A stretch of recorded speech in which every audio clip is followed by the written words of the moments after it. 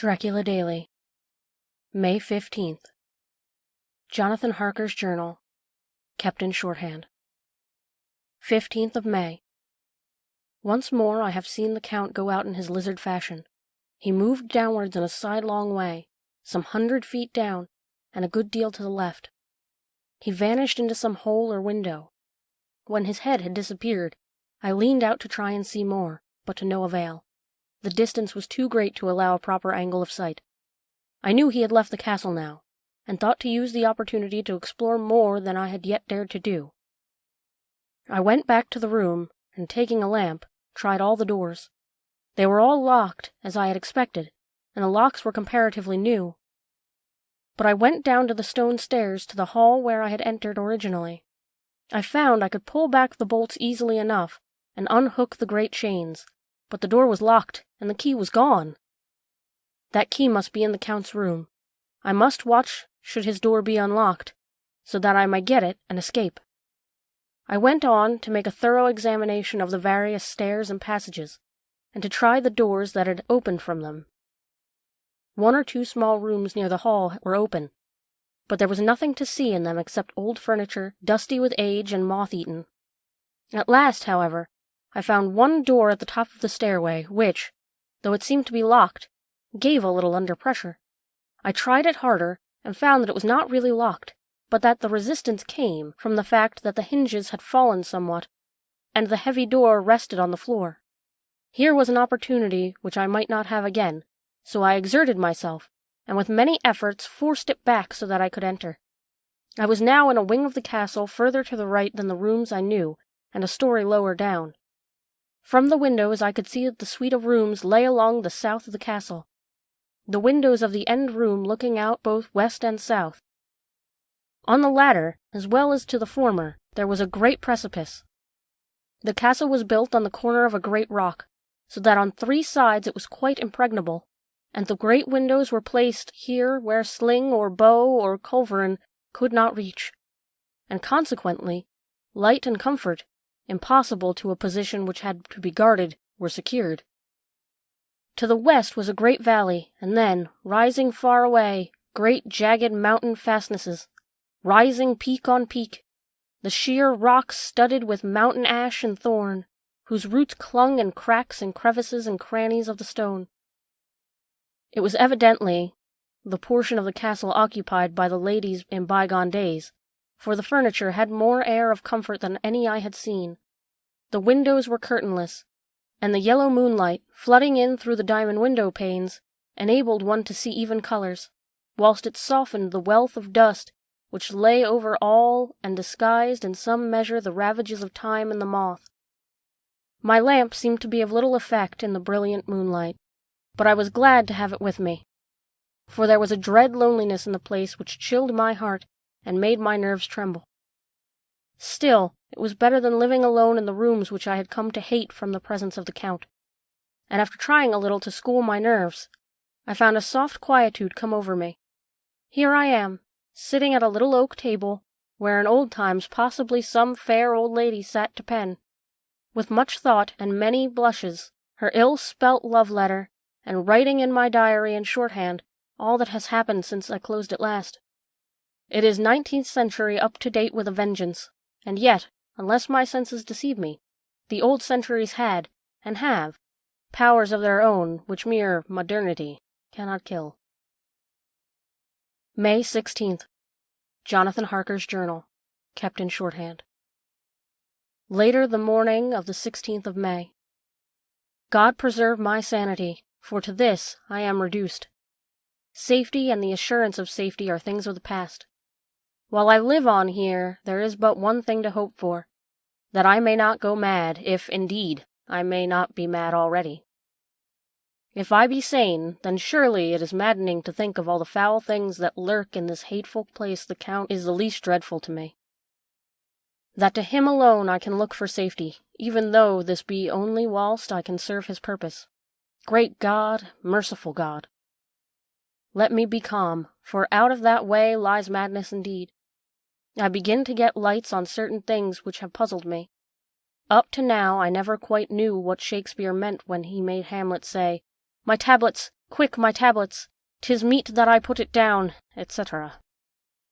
For now, feeling as though my own brain were unhinged, or as if the shock had come which must end in its undoing, I turned to my diary for repose.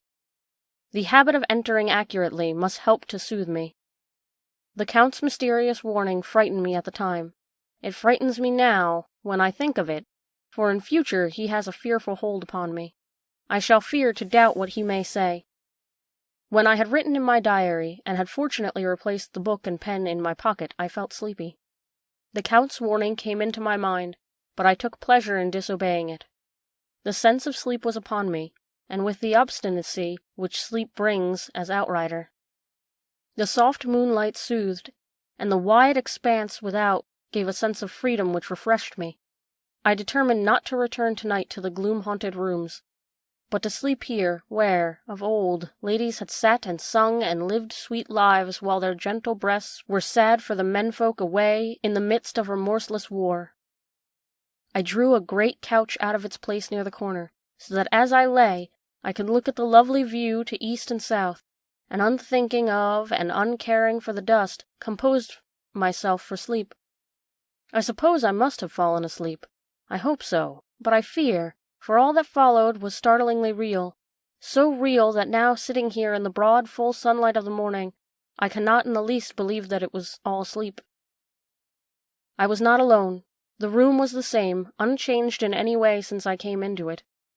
I could see along the floor, in the brilliant moonlight, my own footsteps marked where I had disturbed the long accumulation of dust. In the moonlight opposite me were 3 young women, ladies by their dress and manner. I thought at the time that I must be dreaming when I saw them, for, though the moonlight was behind them, they threw no shadow on the floor. They came close to me, and looked at me for some time, and then whispered together.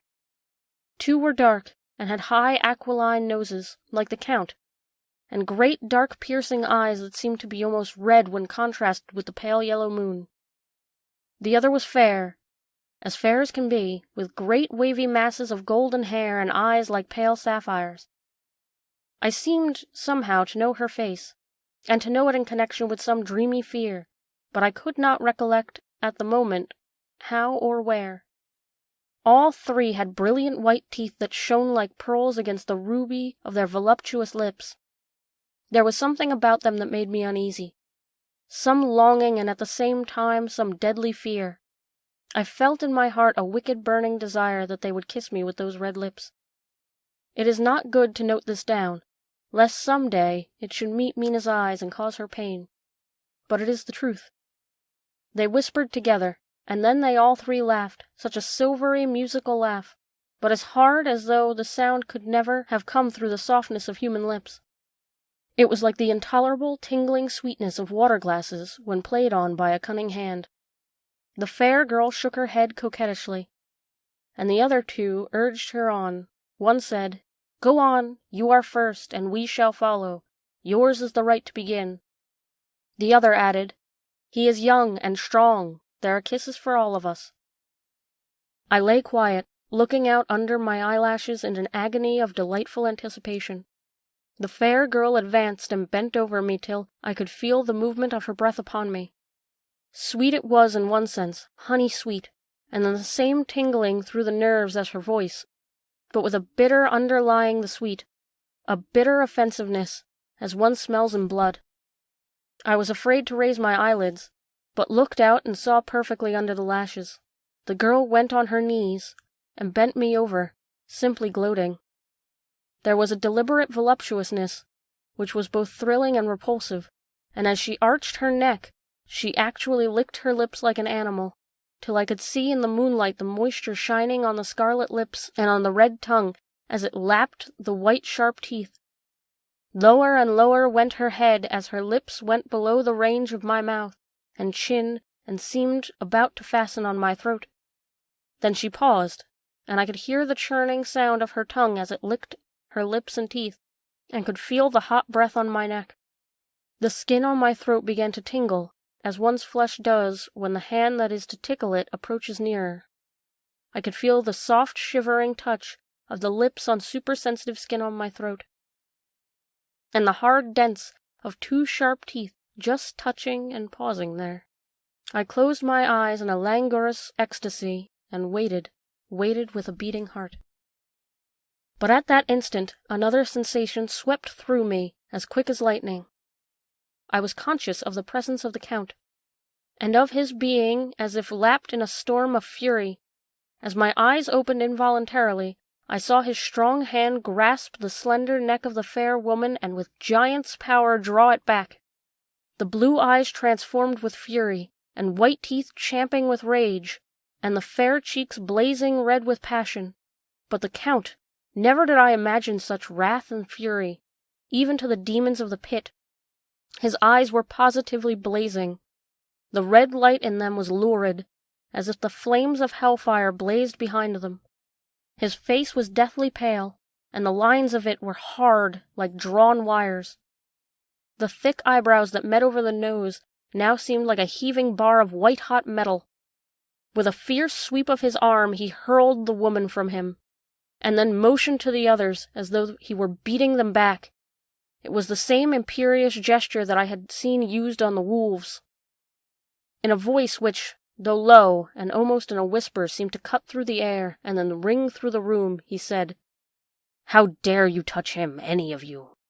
How dare you cast eyes on him when I had forbidden it? Back, I tell you all. This man belongs to me. Beware how you meddle with him, or you'll have to deal with me." The fair girl, with a laugh of ribald coquetry, turned to answer him. "You yourself never loved. You never love." On this the other woman joined, and such a mirthless, hard, soulless laughter rang through the room that it almost made me faint to hear. It seemed like the pleasure of fiends. Then the Count turned, after looking at my face attentively, and said in a soft whisper, "Yes, I too can love. You yourselves can tell it from the past. Is it not so? Well, now I promise you that when I am done with him, you shall kiss him at your will. Now go, go, I awaken him, for there's work to be done." "Are we to have nothing tonight?" said one of them, with a low laugh, as she pointed to the bag which he had thrown upon the floor, and which moved as though there were something living within it. For answer he nodded his head. One of the women jumped forward and opened it. If my ears did not deceive me, there was a gasp and a low wail, as of a half-smothered child. The women closed round, while I was aghast with horror, but as I looked they disappeared, and with them the dreadful bag. There was no door near them, and they could not have passed me without my noticing. They simply seemed to fade into the rays of moonlight and pass through the window, for I could not see outside the dim shadowy forms for a moment before they entirely faded away. Then the horror overcame me, and I sank down unconscious. I awoke in my own bed. If it be that I had not dreamt, the Count must have carried me here. I tried to satisfy myself on the subject, but I could not arrive at any unquestionable result. To be sure, there were certain small evidences, such as that my clothes were folded and laid by in a manner which was not my habit. My watch was still unwound, and I am rigorously accustomed to wind it the last thing before going to bed, and many such details.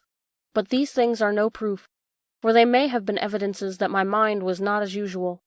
For some cause or another, I had certainly been much upset. I must watch for proof. Of one thing I am glad. If it was that the Count carried me here and undressed me, he must have been hurried in his task, for my pockets are intact. I am sure this diary would have been a mystery to him, which he would not have brooked. He would have taken or destroyed it. As I look round this room, although it has been to me so full of fear, it is now a sort of sanctuary, for nothing can be more dreadful than those awful women, who are, waiting to suck my blood. May 18th. Jonathan Harker's Journal. Kept in shorthand. 18th of May. I have been down to look at that room again in daylight, for I must know the truth. When I got to the doorway at the top of the stairs, I found it closed. It had been so forcibly driven against the jamb that part of the woodwork was splintered. I could see that the bolt of the lock had not been shot, but the door is fastened from the inside. I fear it was no dream, and must act on this surmise. May 19th. Jonathan Harker's journal, kept in shorthand. 19th of May. I am surely in the toils.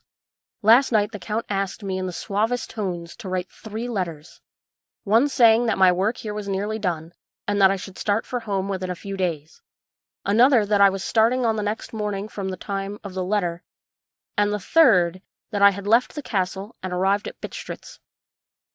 I would fain have rebelled, but felt that in the present state of things it would be madness to quarrel openly with the Count whilst I am so absolutely in his power, and to refuse would be to excite his suspicion and to arouse his anger. He knows that I know too much, and that I must not live, lest I be dangerous to him. My only chance is to prolong my opportunities. Something may occur which will give me a chance to escape. I saw in his eyes something that gathered wrath which was the manifest when he hurled that fair woman from him. He explained to me that posts were few and uncertain, and that my writing now would ensure ease of mind to my friends. He assured me with so much impressiveness that he would countermand my later letters, which would be held over at Bistritz until due time in case chance would admit of my prolonging my stay, that to oppose him would have been to create new suspicion. I therefore pretended to fall in with his views, and asked him what dates I should put on the letters. He calculated a minute, then said, the first should be June 12th, the second June 19th, and the third June 29th. I now know the span of my life. God help me. May 24th. Letter, Lucy Westenra, to Mina Murray. 24th of May. My dearest Mina, thanks and thanks and thanks again for your sweet letter. It was so nice to be able to tell you, and to have your sympathy. My dear, it never rains but it pours. How true the old proverbs are. Here I am, who shall be 20 in September, and yet I never had a proposal till today. Not a real proposal, and today I have had 3. Just fancy, 3 proposals in one day. Isn't it awful? I feel sorry, really and truly sorry, for 2 of the poor fellows. Oh, Mina, I am so happy that I do not know what to do with myself. And 3 proposals. But, for goodness sake, don't tell any of the girls, or they would be getting all sorts of extravagant ideas and imagining themselves injured and slighted if in their very first day at home they did not get 6 at least. Some girls are so vain. You and I, Mina dear, who are engaged and are going to settle down soon soberly into old married women, can despise vanity. Well, I must tell you about the 3. But you must keep it a secret, dear, from every one, except, of course, Jonathan. You will tell him, because I would, if I were in your place, certainly tell Arthur. A woman ought to tell her husband everything, don't you think so, dear? And I must be fair. Men like women, certainly their wives, to be quite as fair as they are, and women, I am afraid, are not quite always as fair as they should be. Well, my dear, Number 1 came along before lunch. I told you of him, Dr. John Seward, the lunatic asylum man, with the strong jaw and the good forehead. He was very cool outwardly, but was nervous all the same. He had evidently been schooling himself as to all sorts of little things, and remembered them, but he almost managed to sit down on his silk hat, which men don't normally do when they are cool. And then, when he wanted to appear at ease, he kept saying with a lancet in a way that made me nearly scream. He spoke to me, Mina, very straightforwardly. He told me how dear I was to him, though he had known me so little, and what his life would be with me to help and cheer him. He was going to tell me how unhappy he would be if I did not care for him, but when he saw me cry, he said that he was a brute and would not add to my present trouble. Then he broke off and asked if I could love him in time, and when I shook my head, his hands trembled. And then, with some hesitation, he asked me if I cared already for anyone else. He put it very nicely, saying that he did not want to wring my confidence from me, but only to know, because if a woman's heart was free a man might have hope. And then, Mina, I felt a sort of duty to tell him that there was someone. I only told him that much, and then he stood up, and he looked very strong and very grave as he took both my hands in his, and said he hoped I would be happy, and that if I ever wanted a friend, I must count him one of my best. Oh, Mina dear, I can't help crying. And you must excuse this letter being all blotted. Being proposed to is all very nice, and all that sort of thing, but it isn't at all a happy thing when you have to see a poor fellow, whom you know loves you honestly, going away and looking all broken-hearted, and to know that, no matter what he may say at the moment, you are passing quite out of his life. I must stop here at present. I feel so miserable, though I am so happy. Evening. Arthur has just gone, and I feel in better spirits than I had left off, so I can go on telling you about the day. Well, my dear, number 2 came after lunch. He is such a nice fellow, an American from Texas, and he looks so young and so fresh that it seems almost impossible that he has been so many places and has had such adventures. I sympathize with poor Desdemona, when she has had such a dangerous stream poured in her ear, even by a black man. I suppose that we women are such cowards that we think a man will save us from fears, and we may marry him. I know now what I would do if I were a man and wanted to make a girl love me. No, I don't. For there was Mr. Morris telling us his stories, and Arthur never told any, and yet, my dear, I am somewhat previous. Mr. Quincy P. Morris found me alone. It seems that a man always does find a girl alone. No, he doesn't, for Arthur tried twice to make a chance. And I helping him all I could, I am not ashamed to say it now. I must ask you beforehand that Mr. Morris doesn't always speak slang. That is to say, he never does so to strangers or before them, for he is really well educated and has exquisite manners. But he found out that it amused me to hear him talk American slang, and whenever I was present, and there was no one to be shocked, he said such funny things. I am afraid, my dear, he has to invent it all, for it fits exactly into whatever else he has to say. But this is the way slang has. I do not know myself if I shall ever speak slang. I do not know if Arthur likes it, as I have never heard him use any of it yet. Well, Mr. Morris sat down beside me, and looked as happy and jolly as he could, but I could see all the same that he was very nervous. He took my hand in his, and said ever so sweetly, "Miss Lucy, I know I ain't good enough to regulate the fixin's of your little shoes, but I guess if you wait till you find a man that is, you will go join them 7 young women with the lamps when you quit. Won't you just hitch up alongside of me, and let us go down the long road together, driving in double harness?" Well, he did look so good-humored and so jolly that it didn't seem half as hard to refuse him as it did poor Dr. Stewart.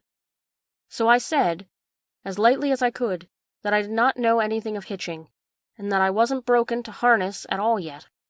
Then he said that he had spoken in a light manner, and he hoped that if he had made a mistake in doing so on so grave, so momentous an occasion for him, I would forgive him.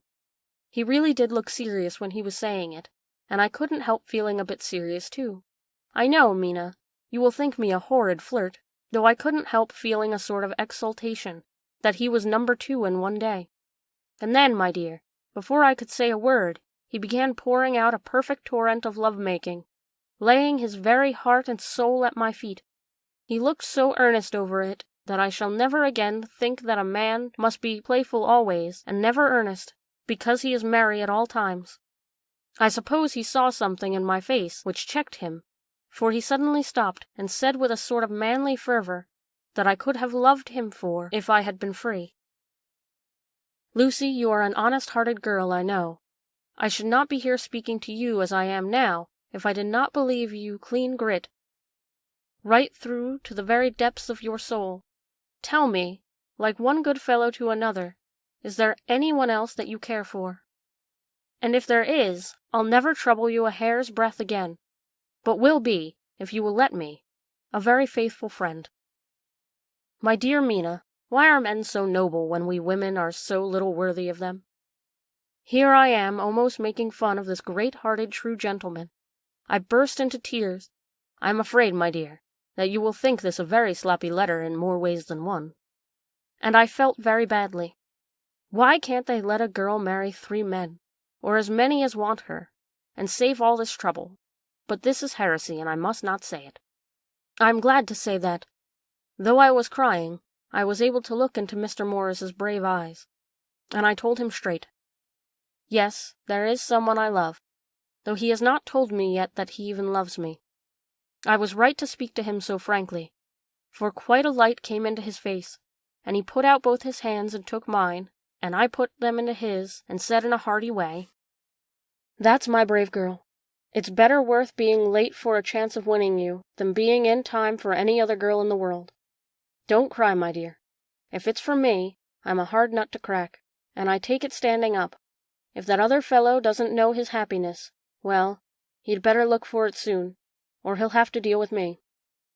Little girl, your honesty and pluck have made me a friend, and that's rarer than a lover. It's more unselfish anyhow.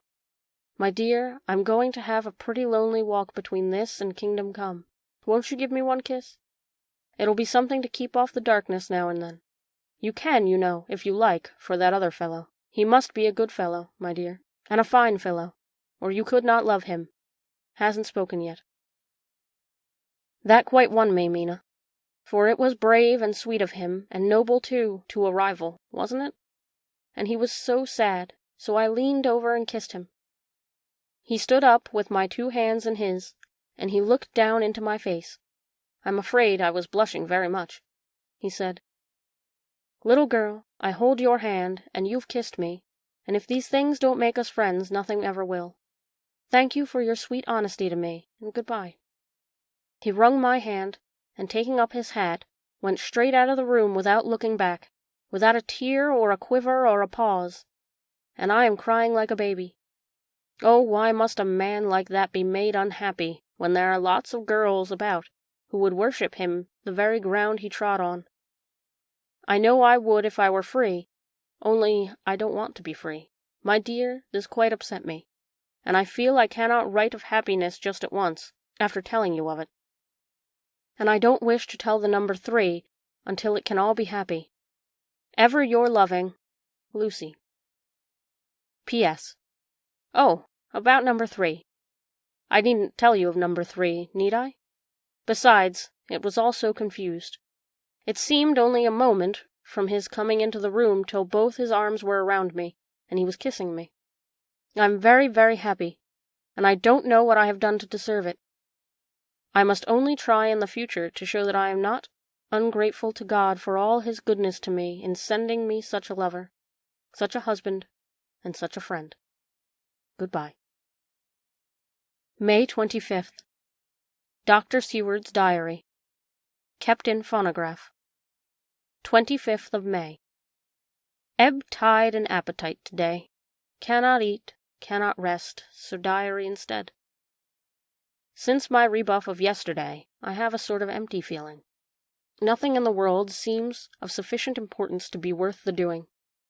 As I know that the only cure for this sort of thing was work, I went down amongst the patients. I picked out one who has afforded me a study of much interest. He is so quaint that I am determined to understand him as well as I can. Today seemed to get nearer than ever before to the heart of his mystery. I questioned him more fully than I had ever done, with a view to making myself master of the facts of his hallucination. In my manner of doing it, there was, I now see, something of cruelty. I seemed to wish to keep him to the point of his madness, a thing which I avoid with the patients, as I would the mouth of hell. Memo. Under what circumstances would I not avoid the pit of hell? Omnia Romae venalia sunt. Hell has its price. Verb. Sep. If there was anything behind this instinct, it will be valuable to trace it afterwards accurately, so I had better commence to do so. Therefore, R. M. Renfield, ATAT, 59, sanguine temperament, great physical strength, morbidly excitable, periods of gloom, ending in some fixed idea which I cannot make out. I presume that the sanguine temperament itself and the disturbing influence end in a mentally accomplished finish. A possibly dangerous man, probably dangerous if unselfish. In selfish men, caution is as secure an armor for their foes as for themselves. What I think of on this point is, when self is the fixed point in a centripetal force, is balanced with the centrifugal, when duty, a cause, etc., is the fixed point. The latter force is paramount, and only accident or on a series of accidents can balance it. Letter, Quincy P. Morris, to Honorable Arthur Holmwood, 25th of May. My dear Art, we've told yarns by the campfire in the prairies, and dressed one another's wounds after trying a landing at the Marquesas, and drunk healths on the shore of Titicaca. There are more yarns to be told, and other wounds to be healed, and another health to be drunk. Won't you let this be at my campfire tomorrow night?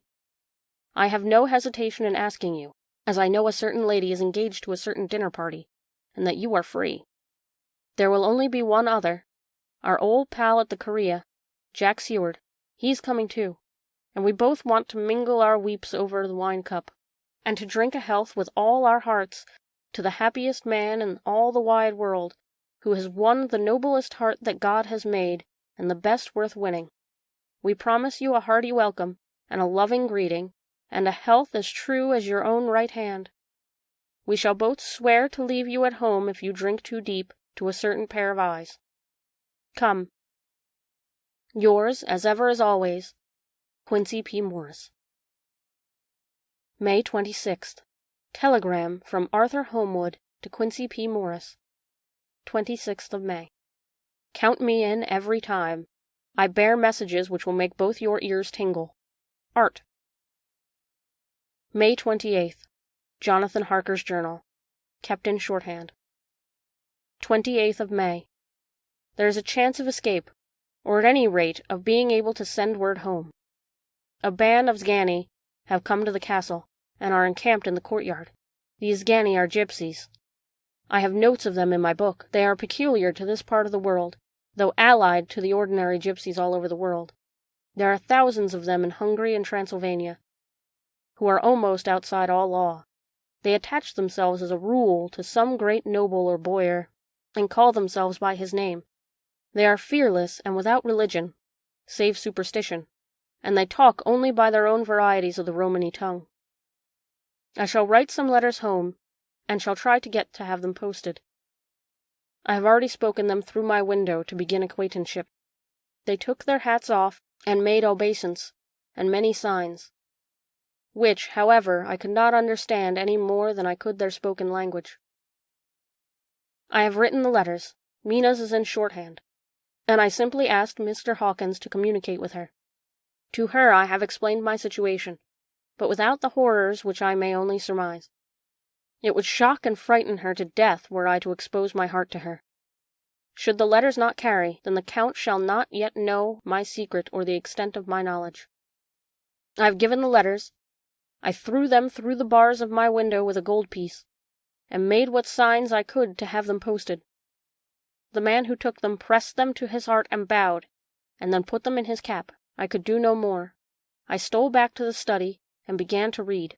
As the Count did not come in, I have written here. The Count has come.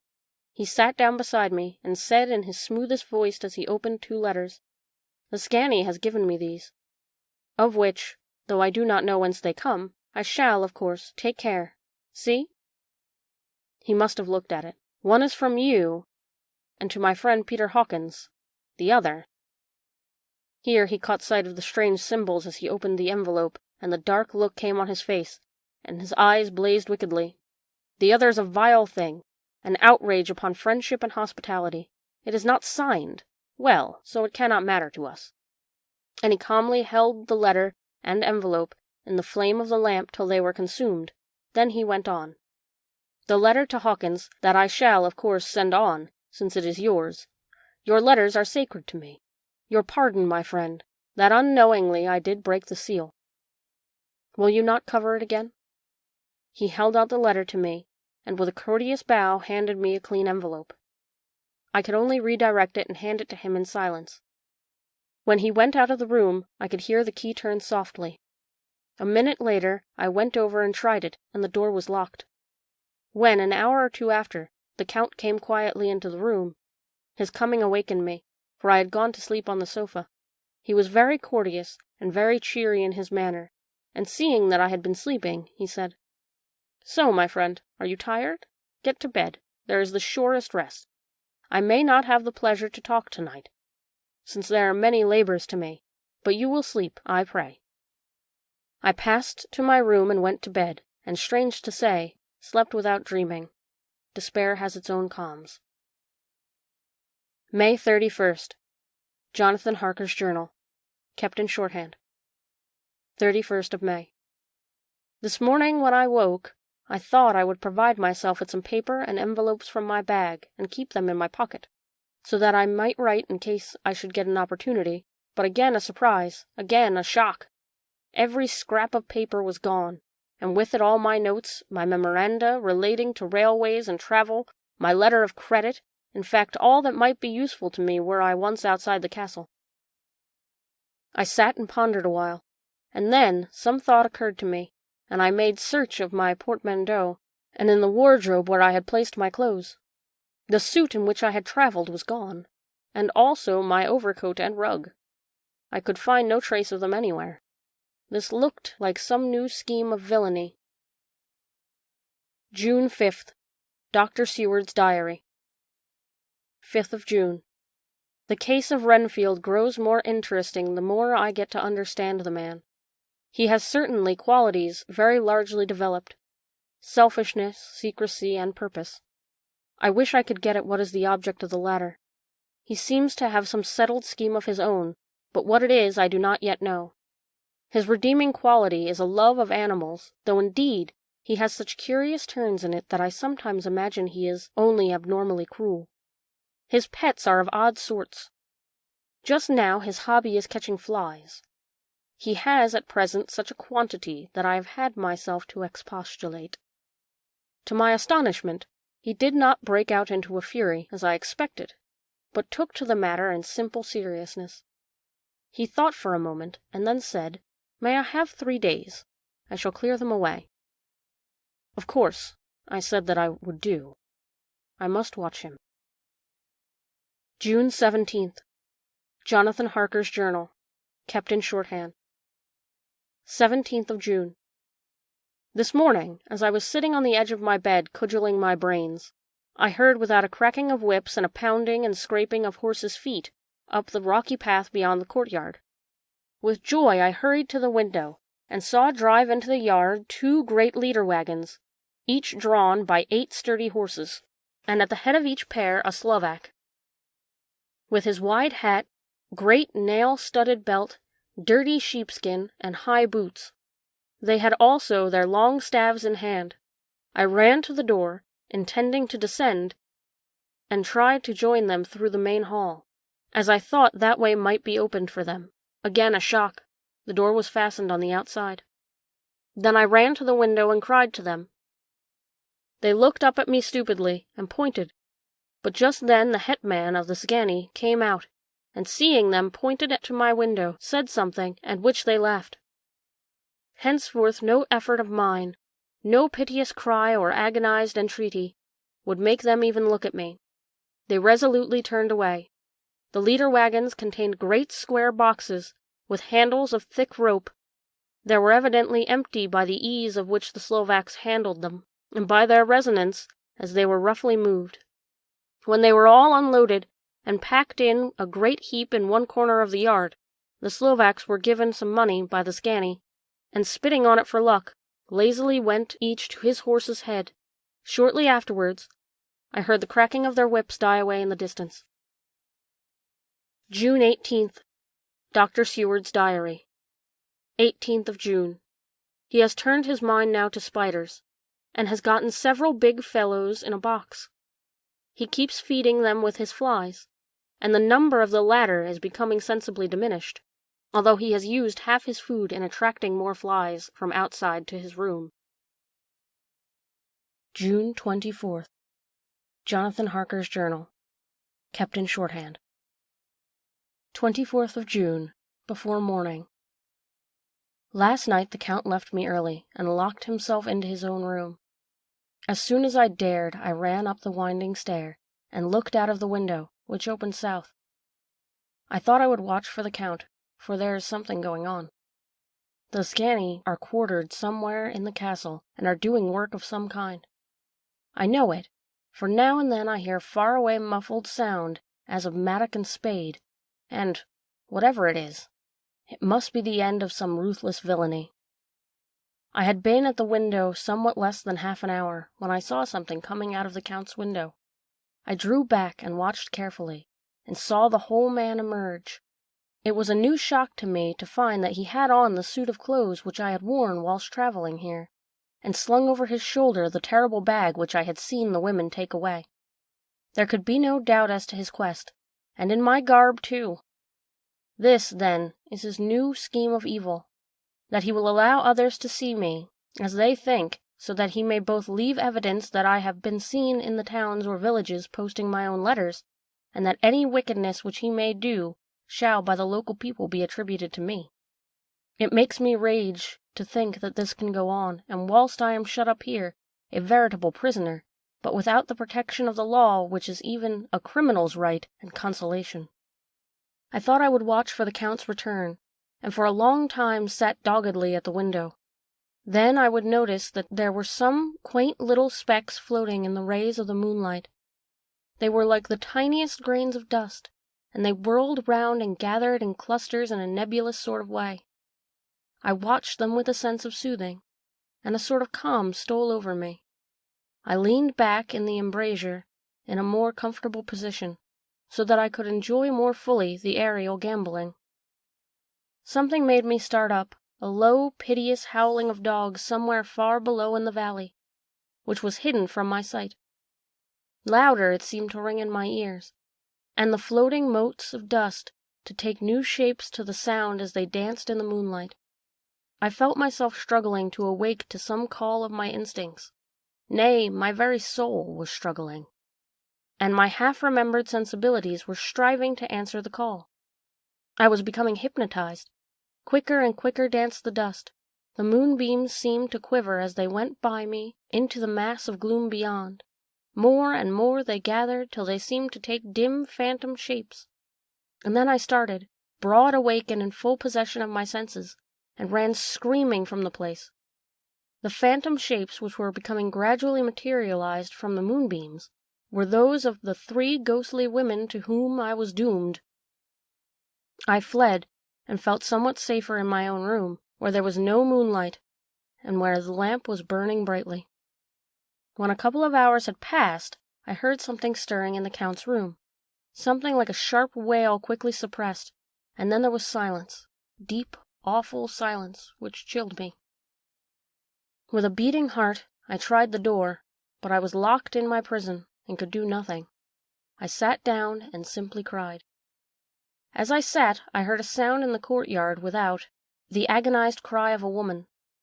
I rushed to the window, and throwing it up, peered out between the bars. There, indeed, was a woman with dishevelled hair, holding her hands over her heart as one distressed with running. She was leaning against a corner of the gateway.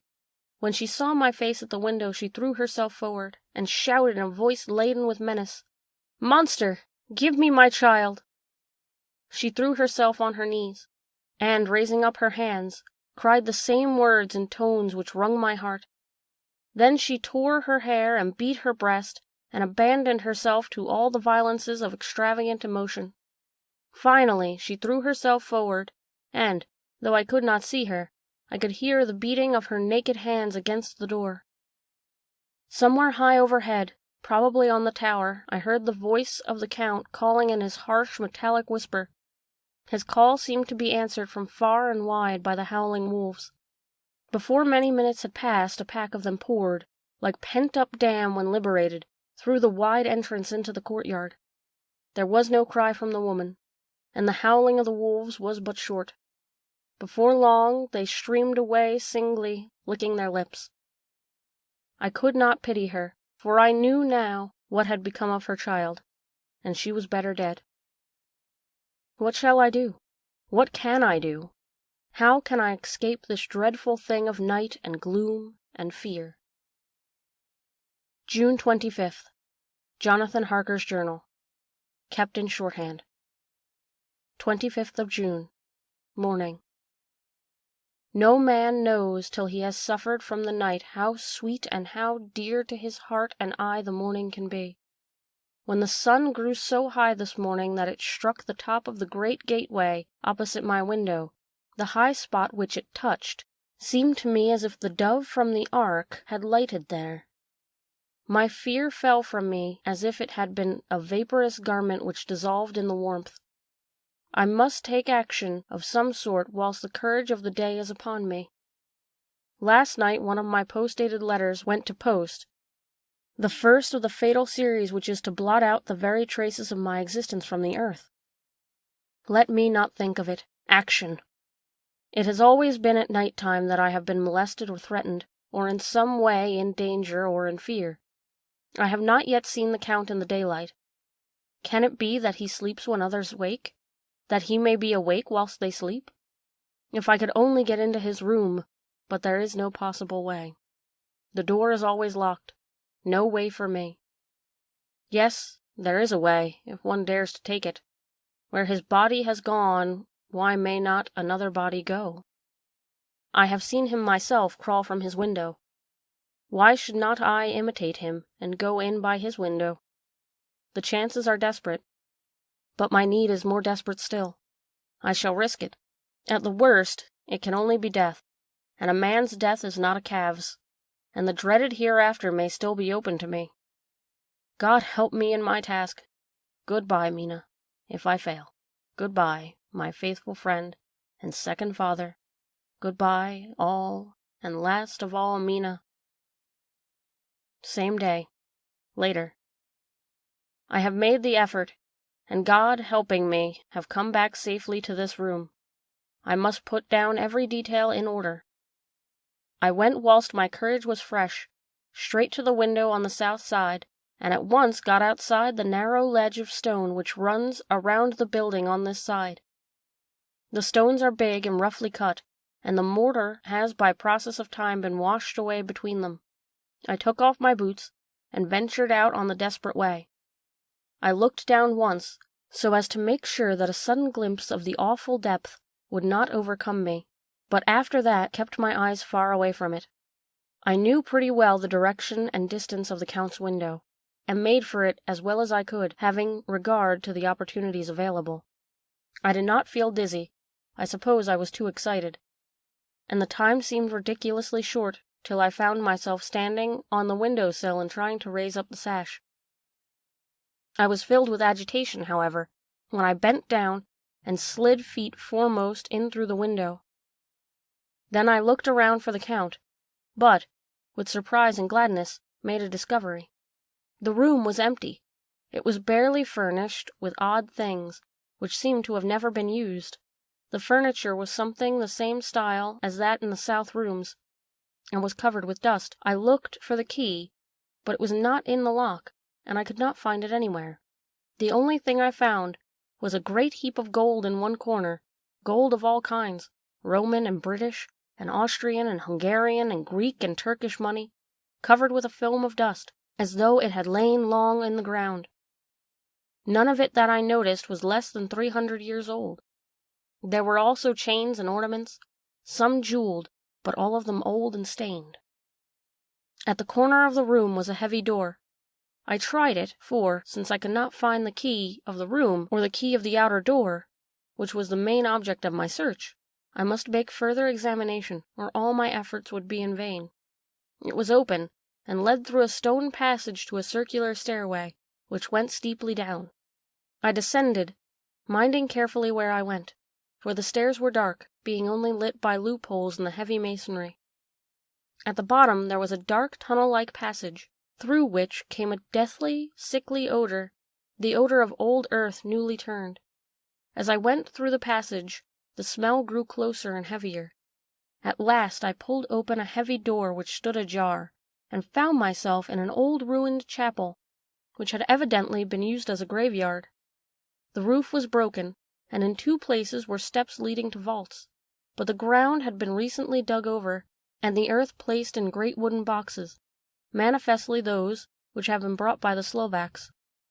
There was nobody about, and I made search for any further outlet, but there was none. Then I went over every inch of the ground, so as not to lose a chance. I went down even into the vaults, where the dim light struggled, although to do so was a dread to my very soul. Into 2 of these I went, but saw nothing except fragments of old coffins and piles of dust. In the 3rd, however, I made a discovery. There, in one of the great boxes, of which there were 50 in all, on a pile of newly dug earth, lay the Count. He was either dead or asleep, I could not say which, for the eyes were open and stony, but without the glassiness of death, and the cheeks had the warmth of life throughout their pallor. The lips were as red as ever, but there was no sign of movement, no pulse, no breath, no beating of the heart. I bent over him, and tried to find any sign of life, but in vain.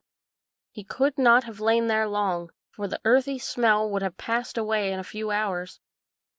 By the side of the box was its cover, pierced with holes here and there.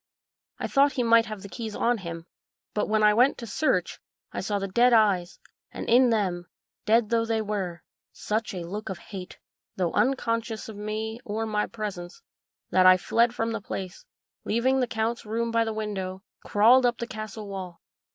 Regaining my room, I threw myself panting upon the bed and tried to think.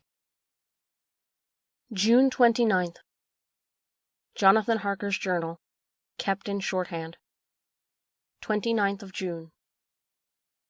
Today is the date of my last letter, and the Count has taken steps to prove that it was genuine, for again I saw him leave the castle by the same window, and in my clothes. As he went down the wall, lizard fashion, I wished I had a gun or some lethal weapon, that I might destroy him. But I fear that no weapon wrought alone by man's hand would have such an effect on him. I dared not wait to see him return, for I feared to see those weird sisters. I came back to the library, and read there till I fell asleep. I was awakened by the Count, who looked at me as grimly as a man can look as he said, "Tomorrow, my friend, we must part. You return to your beautiful England, I to some work which may have such an end that we may never meet. Your letter home has been dispatched. Tomorrow I shall not be here, but all shall be ready for your journey. In the morning come the Scani, who have some labors of their own here, and also come the Slovaks. When they have gone, my carriage shall come for you, and shall bear you to the Borgo Pass to meet the diligence from Bukovina to Bistritz. I am in hopes that I shall see more of you at the Castle Dracula. I suspected him, and determined to test his sincerity. Sincerity! It seems like a profanation of the word to write it in connection with such a monster. So asked him point blank, "Why may I not go tonight?" "Because, dear sir, my coachman and horses are away on a mission." "But I would walk with pleasure. I want to get away at once." He smiled, such a soft, smooth, diabolical smile, that I knew there was some trick behind his smoothness. He said, "And your baggage?" "I do not care about it. I can send for it another time." The Count stood up and said, with a sweet courtesy which made me rub my eyes, it seemed so real, "You English have a saying which is close to my heart, for its spirit is that which rules our boyars. Welcome the coming, speed the parting guest. Come with me, my dear young friend. Not an hour shall you wait in my house against your will. Though, sad am I at your going, and that you so suddenly desire it. Come." With a stately gravity, he, with the lamp, preceded me down the stairs and along the hall. Suddenly he stopped. "Hark!" Close at hand came the howling of many wolves. It was almost as if the sound sprang up at the rising of his hand, just as the music of a great orchestra seems to leap under the baton of the conductor. After a pause of the moment, he proceeded, in his stately way, to the door, drew back the ponderous bolts, unhooked the heavy chains, and began to draw it open. To my intense astonishment, I saw that it was unlocked. Suspiciously, I looked all around, but could see no key of any kind. As the door began to open, the howling of wolves without grew louder and angrier. Their red jaws, their champing teeth, and their blunt-clawed feet as they leaped came in through the opening door. I knew then that to struggle at the moment against the Count was useless. With such allies as these at his command, I could do nothing. But still the door continued to slowly open, and only the Count's body stood in the gap. Suddenly it struck me that this might be the moment and means of my doom. I was to be given to the wolves, and at my own instigation. There was a diabolical wickedness in the idea great enough for the Count, and as a last chance I cried out, "Shut the door! I shall wait till morning," and covered my face with my hands to hide my tears of bitter disappointment. With one sweep of his powerful arm, the Count threw the door shut, and the great bolts clanged and echoed through the hall as they shot back into their places. In silence we returned to the library, and after a minute or two, I went to my own room. The last I saw of the Count was his kissing his hand to me, with a red light of triumph in his eyes, and with a smile that Judas in hell might be proud of. When I was in my room and about to lie down, I thought I heard a whispering at my door. I went to it softly and listened. Unless my ears deceived me, I heard the voice of the Count. "Back, back to your own place. Your time has not come yet. Wait, have patience. Tonight is mine. Tomorrow night is yours." There was a low, sweet ripple of laughter, and in a rage I threw open the door, and saw the three terrible women licking their lips. As I appeared, they all joined in a horrible laugh, and ran away. I came back to my room and threw myself on my knees. It is then so near the end? Tomorrow, tomorrow? Lord help me, and those to whom I am dear. June 23rd.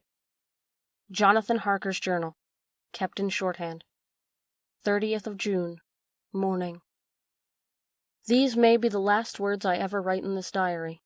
I slept till just before the dawn, and when I woke threw myself on my knees, for I determined that if death came, he should find me ready. At last I felt that subtle change in the air, and knew that morning had come. Then came the welcome cock-crow, and I felt that I was safe. With a glad heart, I opened my door and ran down the hall. I had seen the door was unlocked, and now escape was before me. With hands that trembled with eagerness, I unhooked the chains and drew back the massive bolts. But the door would not move. Despair seized me. I pulled and pulled at the door, and shook it till, massive as it was, it rattled in its casement. I could see the bolt shot. It had been locked after I left the Count.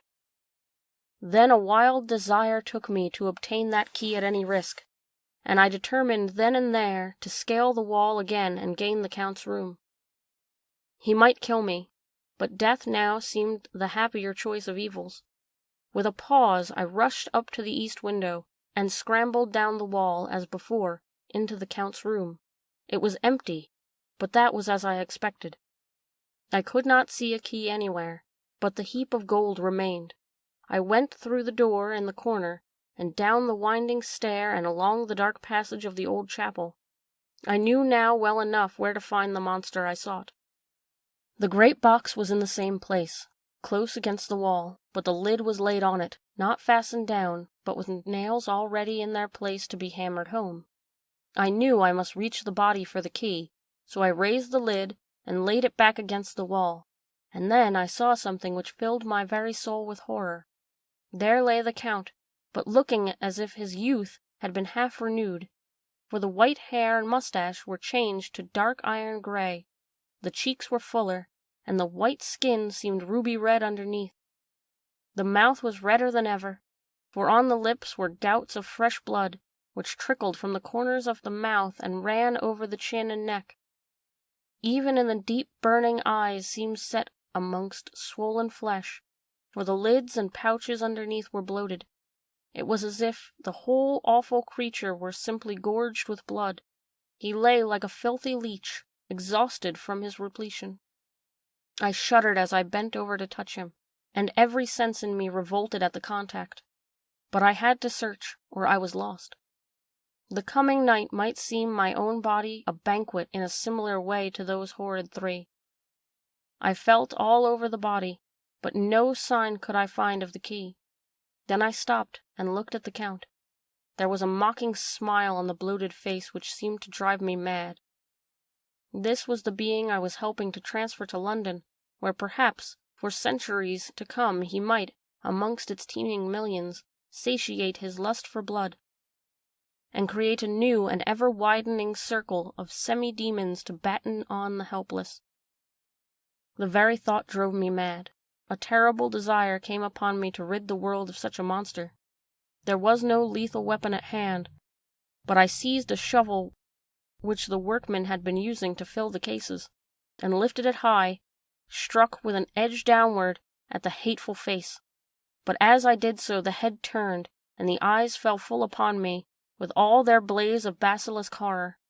The sight seemed to paralyze me, and the shovel turned in my hand and glanced from the face, merely making a deep gash above the forehead. The shovel fell from my hand across the box, and as I pulled it away, the flange of the blade caught the edge of the lid, which fell over again, and hid the horrid thing from my sight. The last glimpse I had was of the bloated face, blood-stained and fixed with a grin of malice, which would have held its own in the nethermost hell. I thought and thought what should be my next move, but my brain seemed on fire, and I waited with a despairing feeling growing over me. As I waited, I heard in the distance a gypsy song sung by merry voices coming closer, and through their song, the rolling of heavy wheels and the cracking of whips, the Scani and the Slovaks of whom the Count had spoken were coming. With a last look around, and at the box which contained the vile body, I ran from the place and gained the Count's room, determined to rush out over the moment the door should be opened. With strained ears I listened, and heard downstairs the grinding of the key on the great lock, and the falling back of the heavy door. There must have been some other means of entry, or someone had a key for one of the locked doors.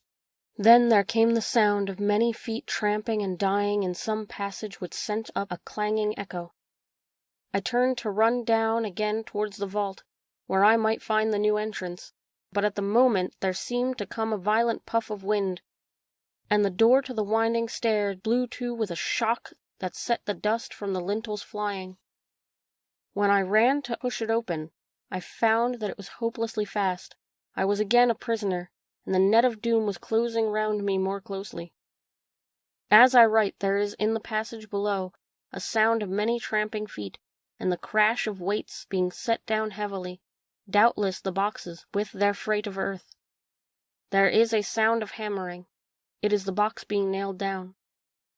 Now I can hear the heavy feet tramping again along the hallway, with many other idle feet coming behind them. The door is shut, and the chains rattle.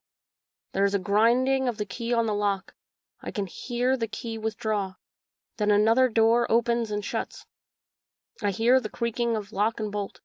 Hark! In the courtyard and down the rocky way the roll of heavy wheels, the crack of whips, and the chorus of Scani as they pass into the distance. I am alone in the castle with those awful women. Pho! Mina is a woman, and there is naught in common. They are devils of the pit. I shall not remain alone with them. I shall try to scale the castle wall farther than I have yet attempted. I shall take some of the gold with me, lest I want it later. I may find a way from this dreadful place, and then away for home. Away to the quickest and nearest train. Away from this cursed spot, from this cursed land, where the devil and his children still walk with earthly feet. At least God's mercy is better than that of these monsters, and the precipice is steep and high. At its foot a man may sleep, as a man. Goodbye, all. Mina. July 1st. Dr. Seward's Diary. 1st of July. His spiders are now becoming as great a nuisance as his files, and today I told him that he must get rid of them. He looked very sad at this, so I said that he must clear out some of them, at all events. He cheerfully acquiesced in this. and I gave him the same time as before for reduction. He disgusted me much while with him, for when a horrid blowfly, bloated with some carrion food, buzzed into the room, he caught it, held it exultantly for a few minutes between his finger and thumb, and, before I knew what he was going to do, put it in his mouth and ate it. I scolded him for it, but he argued quietly that it was very good and very wholesome, that it was life, strong life, and gave life to him. This gave me an idea, or the rudiment of one. I must watch how he gets rid of his spiders. He has evidently some deep problem in his mind, for he keeps a little notebook in which he is always jotting something down.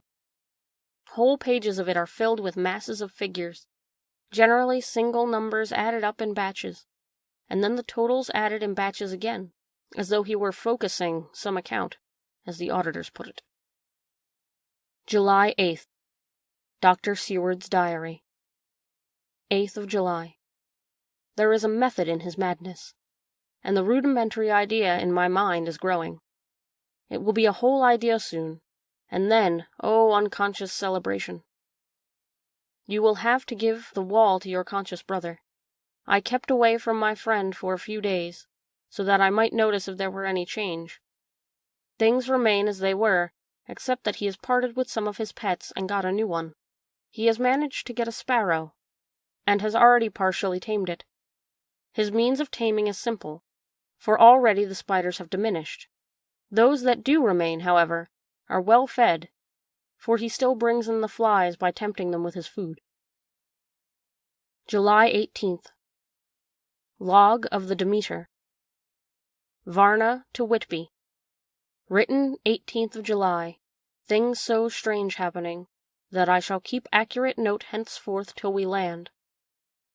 On July 6th, we finished taking in cargo, silver sand, and boxes of earth. At noon set sail. East wind, fresh. Crew, 5 hands, 2 mates, cook, and myself, captain. On 11th of July, at dawn entered Bosphorus, boarded by Turkish customs officers. Bakshish, all correct. Underway at 4 p.m. On 12th of July, through Dardanelles. More customs officers, and a flag boat of guarding squadron. Bakshish again. Work of officers thorough, but quick. Want us off soon. At dark passed into archipelago. On 13th of July, passed Cape Matapan. Crew dissatisfied about something. Seemed scared, but would not speak out. On 14th of July, was somewhat anxious about crew. Men all steady fellows, who sailed with me before. Mate could not make out what was wrong, and they only told him there was something and crossed themselves. Mate lost temper with one of them that day, and struck him. Expected fierce quarrel, but all was quiet. On 16th, Mate reported in the morning that one of crew, Petrovsky, was missing. Could not account for it. Took larboard watch 8 bells last night. Was relieved by Abramov, but did not go to bunk. Men more downcast than ever. All said they expected something of the kind, but could not say more than there was something aboard. Mate getting very impatient with them. Feared some trouble ahead. On 17th of July, yesterday, one of the men, Olgarin, came to my cabin, and in an awestruck way confided to me that he thought there was a strange man aboard the ship. He said that in his watch he had been sheltering behind the deckhouse, as there was a rainstorm, when he saw a tall, thin man, who was not like any of the crew, come up the companionway and go along the deck forward and disappear. He followed cautiously, but when he got to bows found no one, and the hatchways were all closed. He was in a panic of superstitious fear, and I am afraid the panic may spread. To allay it, I shall today search the entire ship carefully from stem to stern.